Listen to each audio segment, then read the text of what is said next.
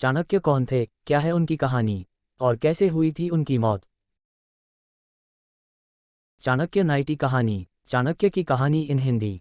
आचार्य चाणक्य का नाम सभी ने सुना है। उनकी चाणक्य नीति बहुत प्रचलित है। सभी ने चाणक्य नीति के अनमोल वचन पढ़े होंगे। आओ जानते हैं कि आखिर चाणक्य कौन थे, कैसे हुई थी उनकी मौत और क्या है उनके जीवन की कहानी।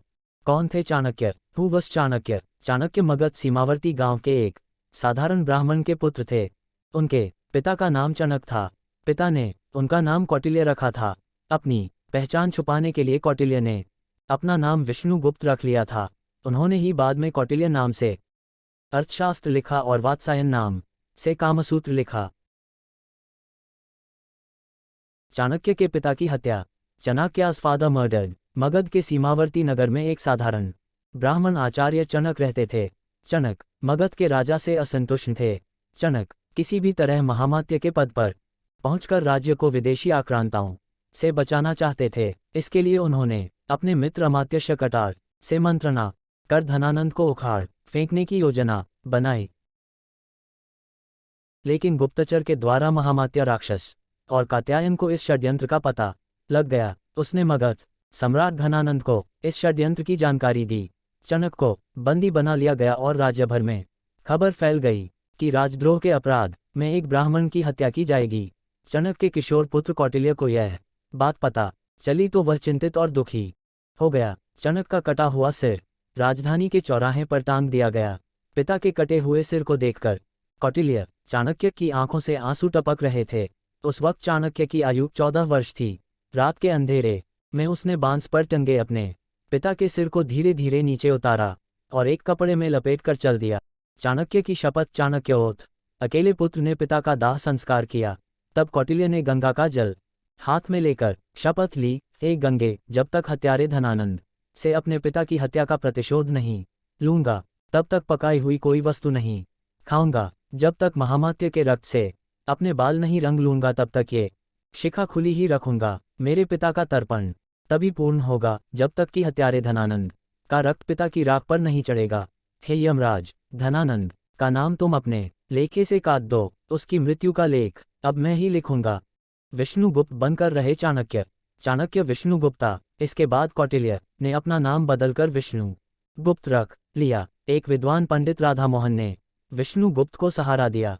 राधामोहन ने विष्णुगुप्त की प्रतिभा को पहचाना और उन्हें तक्षशिला विश्वविद्यालय में दाखिला दिलवा दिया। ये विष्णुगुप्त अर्थात चाणक्य के जीवन की एक नई शुरुआत थी। तक्षशिला में चाणक्य ने न केवल छात्र, कुलपति और बड़े बड़े विद्वानों को अपनी ओर आकर्षित किया बल्कि उसने पड़ोसी राज्य के राजा पोरस से भी अपना परिचय बढ़ा लिया। सिकंदर के आक्रमण के समय चाणक्य ने पोरस का साथ दिया। सिकंदर की हार और तक्षशिला पर सिकंदर के प्रवेश के बाद विष्णुगुप्त अपने गृह प्रदेश मगध चले गए और यहाँ से प्रारंभ हुआ उनका एक नया जीवन। उन्होंने विष्णुगुप्त नाम से शकटार से मुलाकात की। पिता का मित्र शकटार, जो अब बेहद ही वृद्ध हो चला था, चाणक्य ने देखा कि मेरे राज्य की क्या हालत कर दी है। धनानंद ने उधर विदेशियों का आक्रमण बढ़ता जा रहा है और इधर ये दुष्ट राजा नृत्य, मदिरा और हिंसा में डूबा हुआ है। मगध के दरबार में चाणक्य की ललकार। चाणक्य चैलेंज इन मगध दरबार।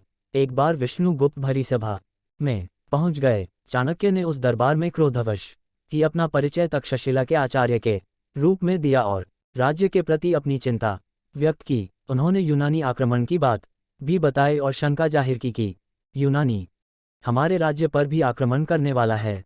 इस दौरान उन्होंने राजा धनानंद को खूब खरी खोटी सुनाई और कहा कि मेरे राज्य को बचा लो महाराज। लेकिन भरी सभा में आचार्य चाणक्य का अपमान हुआ, उपहास उड़ाया गया।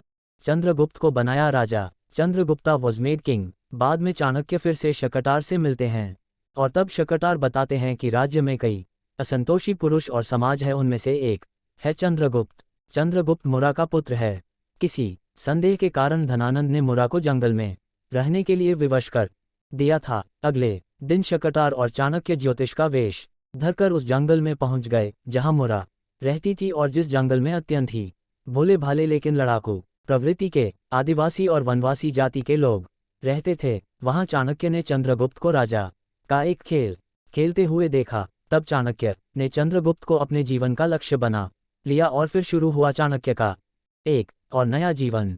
कौटिल्य उर्फ विष्णुगुप्त अर्थात चणकपुत्र चाणक्य ने तब चंद्रगुप्त को शिक्षा और दीक्षा देने के साथ ही भील, आदिवासी और वनवासियों को मिलाकर एक सेना तैयार की और धननंद के साम्राज्य को उखाड़ फेंककर चंद्रगुप्त को मगध का सम्राट बनाया। बाद में चंद्रगुप्त के साथ ही उसके पुत्र बिंदुसार और पौत्र सम्राट अशोक को भी चाणक्य ने महामंत्री पद पर रहकर मार्गदर्शन दिया। ऐसे हुई थी आचार्य चाणक्य की मौत। चाणक्या's डेथ मिस्ट्री। आचार्य चाणक्य की मौत एक रहस्य है। इतिहासकारों में इसको लेकर मतभेद है।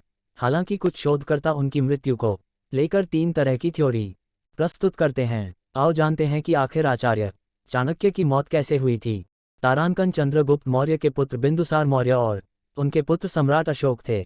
आचार्य चाणक्य ने तीनों का ही मार्गदर्शन किया है। चाणक्य का जन्म ईसा पूर्व 371 में हुआ था, जबकि उनकी मृत्यु ईसा पूर्व 283 में हुई थी। तारांकन चाणक्य का उल्लेख मुद्रा राक्षस, बृहत कथाकोश, वायु पुराण, मत्स्य पुराण, विष्णु पुराण, बौद्ध ग्रंथ, महावंश, जैन पुराण आदि में मिलता है।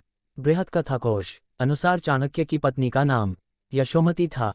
तारांकन मुद्रा राक्षस के अनुसार चाणक्य का असली नाम विष्णुगुप्त था। चाणक्य के पिता चणक ने उनका नाम कौटिल्य रखा था। चाणक्य के पिता चणक की मगध के राजा द्वारा राजद्रोह के अपराध में हत्या कर दी गई थी।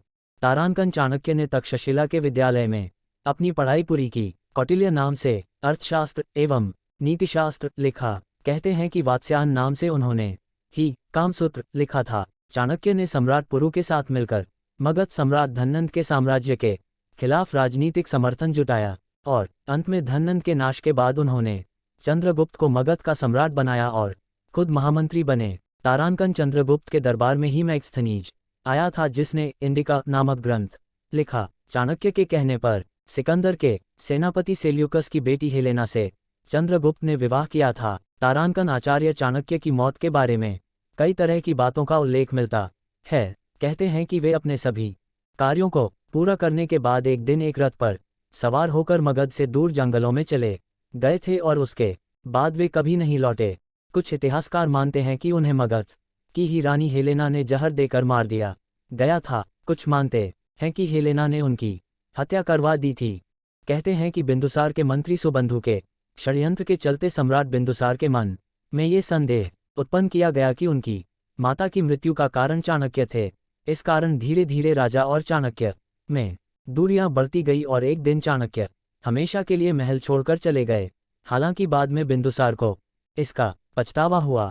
एक दूसरी कहानी के अनुसार बिंदुसार के मंत्री सुबंधु ने आचार्य को जिंदा जलाने की कोशिश की थी, जिसमें वे सफल भी हुए। हालांकि ऐतिहासिक तथ्यों के अनुसार चाणक्य ने खुद प्राण त्यागे थे या फिर वे किसी षड्यंत्र का शिकार हुए थे, यह आज तक साफ नहीं हो पाया है।